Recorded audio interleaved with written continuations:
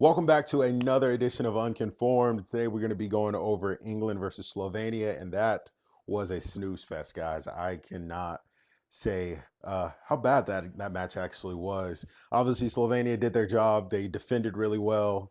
I haven't seen a 4-2-2 in so long. I think Benjamin Sesko, I think he really struggled from that and is not benefiting from the formation, but they're doing what they got to do. They're through to the knockout rounds for the first time, I think, in their history, or the first time in a long time. So congratulations to Slovenia, but England have a lot that they need to figure out. Yes, they did qualify for the next round, but I believe they play the Netherlands in the next round, and the Netherlands are not going to be like the competition that they played in the group round. They're going to have to be much, much better. The Netherlands side that we saw today obviously has some frailties. England could pull out a result there if they start putting it together, because you could see in some instances in the game that England do have all of the ability. They can put everything together. I seen there was this one passing move where Foden broke through the lines and they finally decided to drive the ball through the midfield.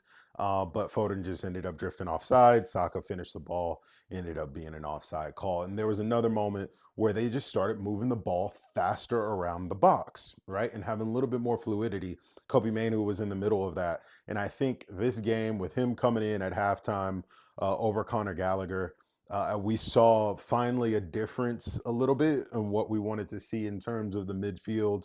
And I think he's probably the obvious choice, pairing that in there with Declan Rice. But there's one thing that I do want to kind of bring up that I feel like a lot of people aren't all the way talking about, is how bad Jude Bellingham has been playing in these past couple games. He doesn't look comfortable in there. It's almost like he's kind of sacrificing and compromising his game so that Phil Foden can be more involved in the match. And I think that's instruction from Gareth Southgate. You could see literally Jude Bellingham drift into left wing positions and right wing positions so Phil could drop in and essentially play the position that Jude is supposed to be playing on paper. So it doesn't really make sense to me in the tactics and the way that Gareth Southgate is setting up. Because if you want Phil to play as a 10, play him as a 10 and maybe play two forwards, right? Play Kane and Jude in a big man, smaller man kind of setup going forward. But I don't know.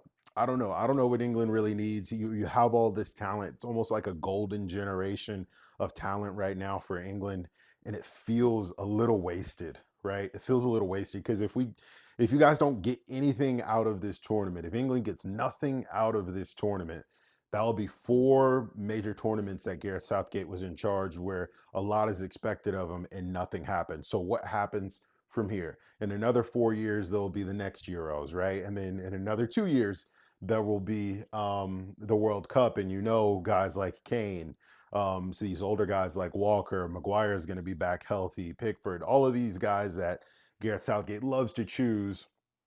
These guys are going to probably be back on his radar.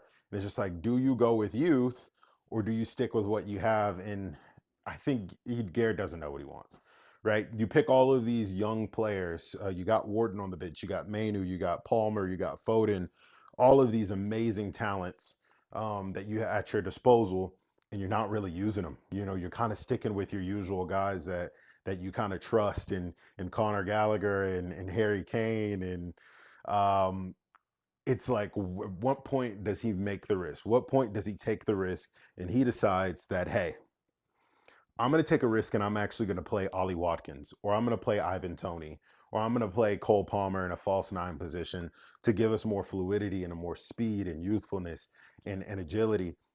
I don't know. I don't know what you want. And I said this in the last video. I'll say it again. Kane is getting in the way of the midfield. He's dropping down into a number 6 position again, trying to get on the ball, trying to influence the game. And I get it, but it's not working. Something needs to change, and it needs to be like sensible changes. It can't just be like, I want to try to fit all of the best players that I have on the pitch at one time. That's what it kind of feels like for Gareth Southgate right now, when putting Trent in midfield and putting Bellingham in there and Foden on the left wing and putting Kane in there and then Saka in there. It's like Rice. All of these players are absolutely amazing, right? But you have to comes to a point in a manager's career where you have to play the system in the game and the players that work with the system at the time, and you have a talk with some of these star players and you say, hey, I need you to play this role, right? That's where the man management comes in, where top managers separate themselves from other ones, right? Everyone was demanding Klopp to put Trent in midfield, and Klopp said, "No, he's the best right back in the world. Why would I put the best right back in the world in midfield? Like the right back position isn't as important as the midfield position." And that makes so much sense to me because really Trent can drift in from the right back position and be an additional midfielder in there, which maybe that needs to happen for England, where Trent does start at right back, but he's drifting in and playing in that inverted right back role almost as a six. So all the pressure's off of him.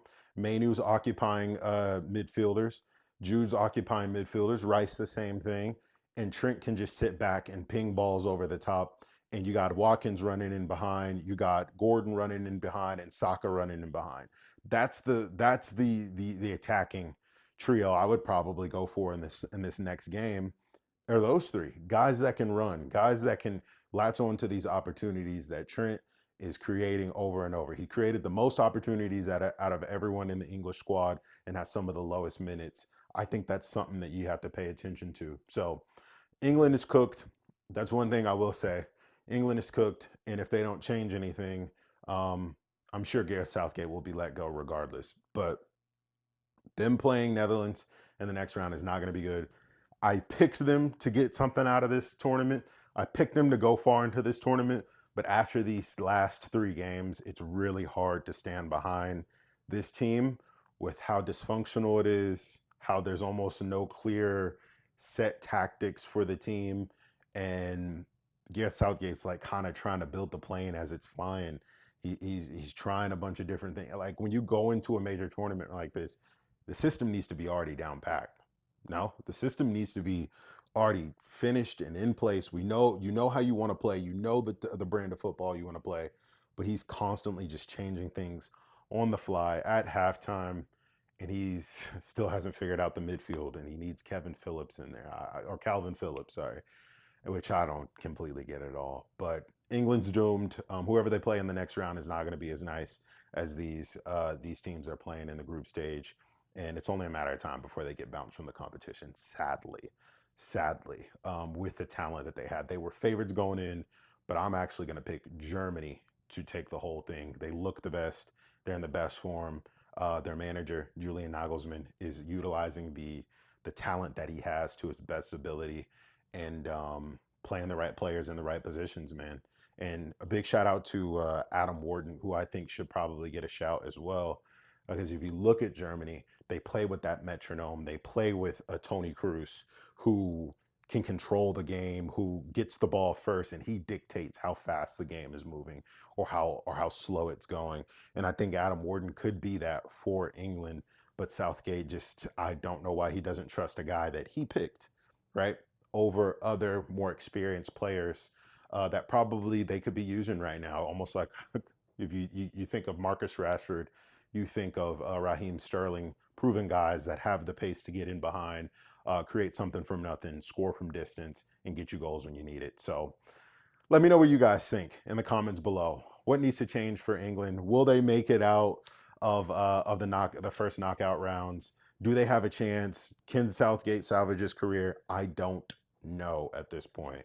The last three games have given me absolutely no confidence in this English team. So let me know what you guys think below. Don't forget to like, comment, and subscribe. I'm going to be coming out with some really cool videos, Liverpool content this week. Not so much English content anymore because they're making me sick. But other than that, you guys have an amazing day, and I'll see you guys next time. Peace.